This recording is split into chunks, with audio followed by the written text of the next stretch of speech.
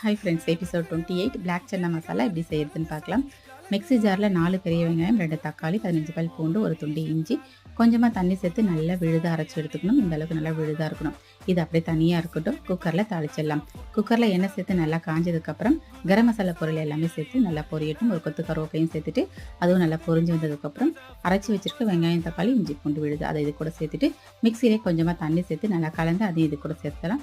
சேர்த்து நல்லா கலந்து விட்டுடலாம். கொஞ்சம் நேரம் பச்சை வாசனை போட்டும் இதுக்கு இப்போ மசாலா சேர்த்துடலாம். மிளகாத்தூள் சேர்த்துக்கலாம், தனியாத்தூள், மஞ்சத்தூள், தேவையான அளவுக்கு உப்பு சேர்த்துட்டு கரம் மசாலா சேர்த்து நல்லா கலந்துட்டு ஒரு 5 மினிட்ஸ் இதை அப்படியே நம்ம மூடி வச்சிடலாம். கொஞ்சம் பச்சை வாசனை போனதுக்கப்புறம் 6 மணி நேரம் நல்லா ஊற வச்சு தண்ணியை வடிகட்டி பிளாக் சன்னா எடுத்து வச்சுருக்கோம். அதையும் இது கூட சேர்த்துக்கலாம். சேர்த்து நல்லா கலந்துட்டு சாட் மசாலா ஒரு 1/2 ஸ்பூன் அளவுக்கு சேர்த்துக்கலாம். சேர்த்து நல்லா கலந்துட்டு தண்ணி சேர்த்துட்டு ஒரு 6லேருந்து 7 விசில் விட்டு எடுத்துட்டோம் அப்படின்னா நல்லா சூப்பரான பிளாக் சன்னா மசாலா ரெடி ஆகிடும். பூரி சப்பாத்தியோட சாப்பிட்றதுக்கு ரொம்ப சூப்பராக இருக்கும். தேங்க்யூ.